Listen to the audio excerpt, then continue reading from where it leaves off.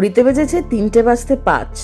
Generally এত সকালে বা এত ভোরে উঠি না, ওই মাছ বাজারে গেলে তাও 4টের সময়, আর তাহলে ভোরের মুখ আমার দেখাই হয় না।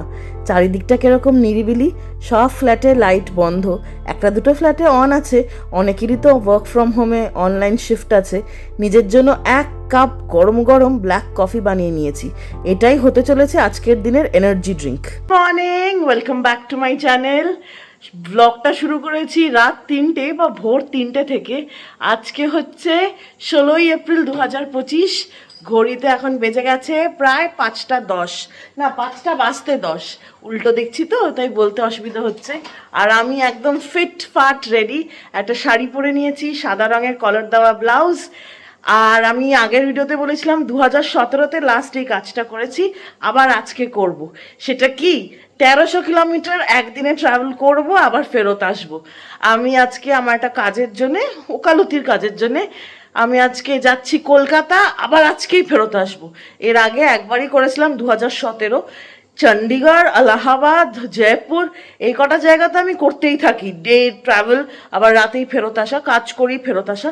কলকাতা এতটা দূর তো, প্লাস এতকাল বাড়িও ছিল, মানে 2017তে, তো সেবারই একবার করেছিলাম, খুব এক্সস্টিং লাগে।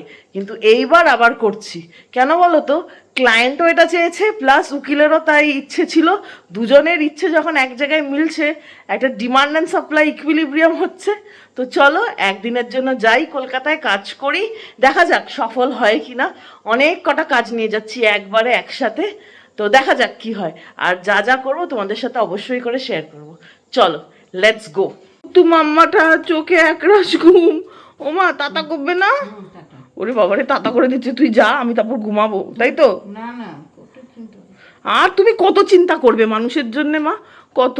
আমার মাথা দরজার পেছনে লুকিয়ে পড়েছে, চোদ্দ মতো ভোরবেলা। টাটা মাম্মা, বাবা ভাবে থাকবে। কথা কথা বেশি বলছে না গো। চলো টাটা টাটা টাটা, চলো যাওয়া যাক। ওই যে মাম্মা, এই যে, ওই যে টাটা করছে, টাটা। ওইটুকু পুটকু, আমি 3x জুম করেছি, তারপর দেখা যাচ্ছে। চলো আর বেশি দেরি না, ক্যাব বলা হয়ে গেছে, ক্যাবও নিশ্চয়ই এসে গেছে। যাওয়া যাক এয়ারপোর্ট, তারপর ওখান থেকে যাব কলকাতা। শুনলে তোমরা একটু অবাকই হবে, আমার ফ্লাইট জার্নি একদম ভাল লাগে না। যদিও বেশিরভাগ সময় জীবনের 2015 থেকে ফ্লাইটেই ট্রাভেল করতে হয়েছে, কাজ বা লেজারের সূত্রে, কেননা তাড়াতাড়ি হয়। কিন্তু আমার এয়ারপোর্ট বা ফ্লাইটে গেলে ভীষণ ক্লস্ট্রোফোবিয়া হয়। মা এখনও টাটা করে যাচ্ছে, তা আমিও মাকে একবার টাটা করে দিলাম। ওই আমার বন্ধুটাও তো এই টাওয়ারই থাকে। হ্যাঁ, আমরা দুজনেই ফ্লাই আউট করছি আজকে। ও তারপর ওখান থেকে ব্যাঙ্গালোর যাবে, আর আমি আবার ফেরত চলে আসবো। দুজনে একই কাজে যাচ্ছি, অনেক কটা কাজ আছে তো, তার জন্য। ক্যাব এসে গেছে, দাঁড়িয়ে আছে। চলো মাকে একবার টাটা করে দেই, তারপরে ক্যাবে করে যাচ্ছি। আমার জীবনে এরকম দিন খুবই কম হয় যখন আকাশের চাঁদ থাকতে থাকতেই কাজের জন্য বেরোচ্ছি, আর সেটা হয় যখন আউটস্টেশন কোনো ম্যাটারের জন্য বেরোতে হবে তখনই। আগেই বললাম তোমাদের, ক্যাব দাদা এসে গেছেন, এখন চড়েও পড়েছি। রাস্তা মাত্র আর 15 মিনিট মতো বাকি। সাঁই সাঁই করে যাচ্ছে। এত ভোরে তো আর ট্রাফিক থাকবে না, শুধু যাদের কাজের জন্য প্রয়োজন তারাই বেরিয়েছেন। বেশিরভাগই হয়তো যাচ্ছেন কাউকে আনতে, না হলে নিজে ফ্লাইট বোর্ড করে অন্য কোথাও কাজের সূত্রে পা দিচ্ছেন। আর এই যে ডিপার্চার লাইনে ঢুকে পড়ছি, এটা কিন্তু গাড়ির লাইন। রাস্তা এখনও একটুখানি বাকি আছে, ইন্দিরা গান্ধী ইন্টারন্যাশনাল এয়ারপোর্ট।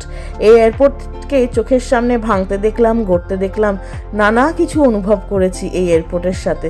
জীবনের বেশিরভাগ ফ্লাইটই আমি এই ইন্দিরা গান্ধী ইন্টারন্যাশনাল এয়ারপোর্ট থেকেই উঠেছি। তোমরা বিশ্বাস করবে কিনা জানি না, একদম ছোটোবেলায় ফ্লাইটে করে দিদার বাড়ি, মানে ওই ডিগবয় আসামে যেতাম, কিন্তু আমার মেয়েবেলা বা কিশোরী বেলাতে কোনো রকম ফ্লাইট আমরা নিইনি। তখন অ্যাফোর্ড করার কথাও ভাবতে পারতাম না। আবার যবে থেকে নিজের চাকরি জয়েন করেছি 2015 থেকে, তবে থেকেই শুধু এই ফ্লাইটেই ট্রাভেল করি। পেপারটাও নিয়ে নিয়েছি, ফ্লাইট আসতে এখনও একটু টাইম আছে, গেটগুলো খোলেনি, আর এইখানে বোর্ডিং স্টার্ট হয়ে গেছে। আমার জানো তো এয়ারপোর্ট একদম ভালো লাগে না। 6:30 বেজেছে, 7টার সময় ফ্লাইট উড়ে যাওয়ার কথা। যতক্ষণ এখানে দাঁড়িয়ে থাকবে আমার মনের ভেতরটা একটা অ্যাংজাইটি কাজ করে। শুধু এয়ারক্রাফট কেন, আমি এয়ারপোর্টে পা রাখার সাথে সাথেই আমার মনে হয় কিছু যেন একটা হারিয়ে যাবে, যেটা আর ফেরত পাবো না। তোমাদের মধ্যে অনেকেই নিশ্চয়ই জানবে যে এয়ারপোর্ট কিন্তু একটা অ্যাংজাইটির জায়গা অনেকের জন্যই। এত দম বন্ধ হয়ে আসে, আমার ক্লস্ট্রোফোবিক হয়ে যায় পুরো। আর এখানে আস্তে আস্তে গুটি গুটি পায়ে এয়ারক্রাফটটা ছেড়ে দিয়েছে। যাওয়ার টিকিট ছিল ইন্ডিগো এয়ারলাইন্স, তো আমার মতে আমাদের দেশের এখন টপ এয়ারলাইন্স। এদের সব কটা এয়ারক্রাফট টাইমে ছাড়ে, অবশ্য সব কটা বলাও ভুল, বেশিরভাগ এয়ারক্রাফটই টাইমে ছাড়ে। ওই যে ওই দুজন গ্রিন সিগন্যাল দিয়ে ওনারাও ওনাদের পরের কাজে চলে গেলেন। আর এখন 300 কিলোমিটার প্রতি ঘন্টার বেগ নিয়ে এই এয়ারক্রাফটটি পাড়ি দেবে কলকাতার উদ্দেশ্যে 1300 কিলোমিটার দূরে। আর কি বজরঙ্গলিকে মনে মনে ডাকি। আমার জানো তো ভয় নেই যে মরে যাব বা কিছু হবে, শুধু একটা সেপারেশন অ্যাংজাইটি কাজ করে। মনে হয় বুকের ভেতরটা দূর দূর করছে, মনে হয় কি যেন একটা ফেলে এলাম, কি যেন একটা নিজের বাড়ি ঘর ছেড়ে এলাম। কেন জানি না, জীবনের শুরু থেকেই, মানে আমার পেশা জীবনের শুরু থেকেই, প্রফেশনাল ক্যারিয়ারের শুরু থেকেই, 2015 থেকেই এই অ্যাংজাইটিটা আমার হয়। ট্রাভেলিং অ্যাংজাইটিও বলতে পারো। তাই জন্য আমি কিন্তু সবচেয়ে বেশি কমফোর্টেবল হচ্ছি রোড ট্রাভেলে। এই জন্যেই একদিন জানো এরকম ফ্লাইট নেব না বলে আমার তখন অল্টো গাড়ি ছিল, অল্টো গাড়ি নিয়ে বেরিয়ে পড়েছিলাম কলকাতার উদ্দেশ্যে। আর এই যে একেবারে ফাইনাল রানওয়েতে আছে এয়ারক্রাফটটা, আর একটু বাদেই উড়ে পড়বে। উড়লেও ভালো, এয়ারপোর্টে আমার বেশি অ্যাংজাইটি হয়, ফ্লাইটে যত না হয়, দাঁড়িয়ে থাকা এয়ারক্রাফটে আরও বেশি হয়। এই যে 4টে পায়াই উড়ে গেছে, এখন পাখির মতো রাইট ব্রাদার্সের দয়ায় পৌঁছে যাব কলকাতা। আর হ্যাঁ, কর্পোরেট বুকিং যেহেতু হয়েছিল, অল্প একটু ব্রেকফাস্টও ছিল মাখানা, বেশ ক্রিস্পি ছিল, আমার খুব ভালো লেগেছিল, অল্প সল্ট আর পেপার দিয়ে। আর আজকের দিনের এনার্জি বার হচ্ছে এই ডেটস অ্যান্ড নাট বার। এইটা ভাগ্যিস খেয়েছিলাম, তার জন্যেই সারা দিনটা কেটে গেল। আর একটা আমরাসের প্যাকেটও দিয়েছে। বাইরের দিকে তাকাচ্ছি আর ভাবছি কি সুন্দর নীল আকাশ। পাখিরাও হয়তো এই নীল আকাশের মধ্যে দিয়ে যায় আর ভাবে, তোরা মানুষরা ট্রাফিকে থাক, আমাদেরকে দেখ, আমরা উড়ে উড়ে বেড়াচ্ছি। কত চিন্তা মাথায় আসে জানো তো। ইংরেজি সালের 1903 সালে 17ই ডিসেম্বর আমেরিকার 2 ভাই রাইট ব্রাদার্স ইনভেন্ট করেছিলেন এই এয়ারক্রাফট।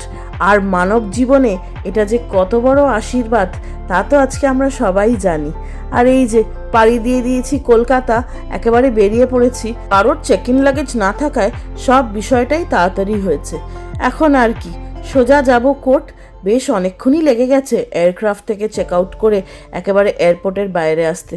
আর ওই যে গড়িয়া, মাত্র 16 কিলোমিটার দূরে।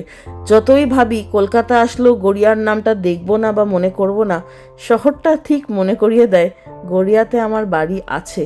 জানি না কবে আবার সেখানে যাব। এই যে ব্যাংশাল কোর্টের একতলায় এসে গেছি। এখানে ফাইলের কি অবস্থা দেখো। আমাদের দিল্লিতে তো এরকম আমরা দেখে অভ্যস্ত না, তাই একটু অবাকও লাগছে। এই সিঁড়িটা দেখতে সুন্দর হলো, হেভি রিস্কি। আমি একবার ওপরে এসছি বটে এই সিঁড়ি দিয়ে, কিন্তু আর না, ম্যারাপ বাঁধা আছে। মনে হয় রং হচ্ছে, কাজ হচ্ছে, রেনোভেশন হচ্ছে। রেনোভেশনই তো জীবনের আসল জিনিস। আর এই কোর্টে একটা মামলা আছে, বাকি মামলা অন্য কোর্টে। আর এখানেই বার অ্যাসোসিয়েশন একটা ছোট্ট রুম। ওই যে ঘড়িতে বাজতে যায় প্রায় 12টা। আর আমি আর কি, গরমের মধ্যে এদিকে একবার সেদ্ধ হচ্ছি, ওই দিকে সেদ্ধ হচ্ছি। একটা জিনিস জানো তো ভালো, এখানে কোনো রকমের এসি নেই, কিন্তু আমাদের দিল্লিতে এসি আছে। আর এসির হাওয়া খেয়ে খেয়ে এমন হয়ে গেছে যে এসি ছাড়া চলতেই পারি না। আমি জল কিনতে একটু নিচে এসেছিলাম, এখন আবার এসে গেছি বিচার ভবনে। আর নিচে আমাদের আইনের দেবী পক্ষকে সমানভাবে দেখবেন এবং নিরপেক্ষভাবে দেখবেন বলে চোখ বন্ধ। আর কি, প্রায় বাজে 3টে, কাজ হয়ে গেছে। ওটা সময় লাগার সত্ত্বেও যে জিনিসটা মনকে একটু সান্ত্বনা দিচ্ছে আর প্রচণ্ডভাবে খুশি করছে, সেটা হলো যে কটা কাজ নিয়ে এসছি সব কটা কাজই খুব সুন্দরভাবে হয়ে গেছে। আমার মনেও সংশয় ছিল যে এত কটা কাজ একদিনে হবে কিনা, কিন্তু না, হয়ে গেছে। এখন বেরিয়ে পড়লাম ব্যাংশাল কোর্ট থেকে সব নিয়ে। বেতে বাজে 4টে, সকাল থেকে দানা পানিও পড়েনি, খালি 1 লিটার জল খেয়েছি, তাও দুপুর 2টোয়। আর পারছি না, শরীরটা আমার বিলকুল চলছে না। উফ, এখন তাড়াতাড়ি বাড়ি যেতে পারলেই হয়। আর খাবার খাওয়ারও টাইম নেই, বাজে 4টে, 5টার সময় বেরিয়ে যেতে হবে, কেন বোর্ডিং 7:30টায়। স্পেশাল কোর্টের পাশেই তো ক্যালকাটা হাইকোর্ট। হাঁটতে হাঁটতে দেখলাম কামাল ল হাউস। এই ল হাউস পাবলিকেশনের বই আমার খুব প্রিয়। এত ইজি ভাষায় এত জটিল সমস্যাও বুঝিয়ে দেয়।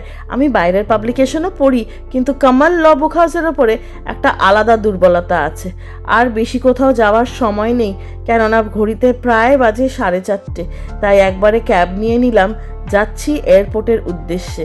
এইবারের মতো কলকাতার সফর এখানেই শেষ, আর বেশিক্ষণ এখানে কাটাবো না। যাচ্ছি, আবার দেখা হবে কলকাতা শহরের সাথে খুব শীঘ্রই। সকালে যখন বাড়ি থেকে বেরিয়েছিলাম তখন দিল্লির চাঁদ দেখছিলাম, আর এখন যখন কলকাতা থেকে দিল্লি যাচ্ছি আবার বাড়িতে, তখন কলকাতার সূর্যাস্ত দেখেই যাচ্ছি। বেশ ভালো লাগলো ব্যাপারটা। 1300 কিলোমিটার একদিনে, এবং সমস্ত কাজ সম্পন্ন হলো। ঠাকুর সহায় আছেন নিশ্চয়ই। আমার অনেক বন্ধুদের সাথে দেখা করার কথা ছিল, কিন্তু কোর্টে যে এতটা সময় লাগবে বুঝতে পারিনি। তাই এইবার সবার কাছে ক্ষমা চেয়ে মেসেজে আর ফোনে চলে যাচ্ছি এয়ারপোর্টের উদ্দেশ্যে। সবাই নিশ্চয়ই বুঝবে, একদিনে তো হেক্টিক হয়ে যাচ্ছে। তোমাদেরও যদি ব্লগটা ভালো লাগে অবশ্যই করে লাইক করো আর চ্যানেলটা সাবস্ক্রাইব করো। তোমাদের সবার সাথে দেখা হবে একটা নতুন দিনে একটা ইন্টারেস্টিং ব্লগের সাথে। ততক্ষণ তোমরা সবাই খুব ভালো থেকো কিন্তু।